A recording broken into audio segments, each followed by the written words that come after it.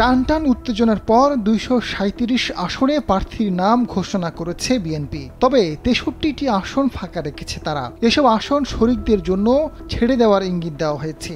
এরই মধ্যে জোটের বেশ কিছু প্রার্থীকে গ্রিন সিগন্যাল দিয়েছে বিএনপি। মিত্রদের আসনে কোনো প্রার্থী দেবে না তারা।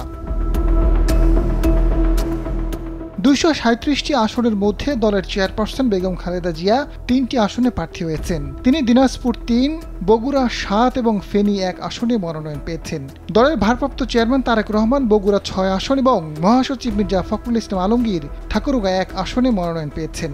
এছাড়া খালেদা জিয়া সহ ১০ নারীকে বিএনপি থেকে মনোনয়ন দেওয়া হয়েছে।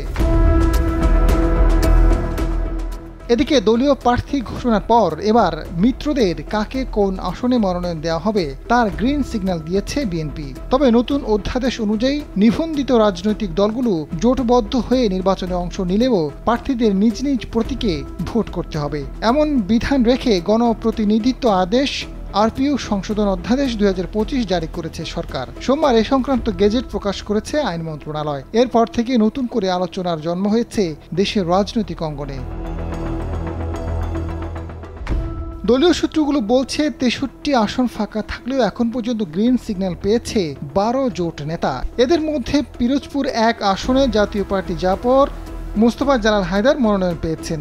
বগুড়া ২ আসনে নাগরিক ঐক্যের সভাপতি মাহমুদুর রহমান মান্না, ঢাকা ১৭ আসনে বাংলাদেশ জাতীয় party BJP chairman Andalib Rahman Partha, Lakshmipur ১ আসনে বাংলাদেশ এলডিপির চেয়ারম্যান শাহাদাত হোসেন সেলিম, কিশোরগঞ্জ ৫ আসনে বাংলাদেশ জাতীয় দলের চেয়ারম্যান সৈয়দ এহসানুল হুদা।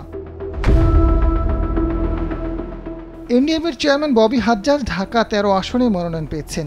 ব্রাহ্মণবাড়িয়া ৬ আসনে গণসংহতি আন্দোলনের প্রধান সমন্বয়ক জুনায়েদ সাকি, চট্টগ্রাম ১০ আসনে এলডিপির চেয়ারম্যান কর্নেল অবসরপ্রাপ্ত অলি আহমেদের ছেলে অধ্যাপক ওমর ফারুক, কুমিল্লা ৭ আসনে দলটির মহাসচিব ডক্টর রেদওয়ান আহমেদ মনোনয়ন পেয়েছেন। এছাড়া নড়াইল ২ আসনে জাতীয়তাবাদী সমমনা জোটের সমন্বয়ক ও এনপিপির চেয়ারম্যান ডক্টর ফরিদুজ্জামান ফরহাদ, পটুয়াখালী ৩ আসনে গণ অধিকার পরিষদের সভাপতি নুরুল হক নূর এবং দলটির সাধারণ সম্পাদক রাশেদ খানকে ঝিনাইদহ ২ আসনে মনোনয়ন দেওয়া হয়েছে। আজাদ ফারুক, সময়ের আলো।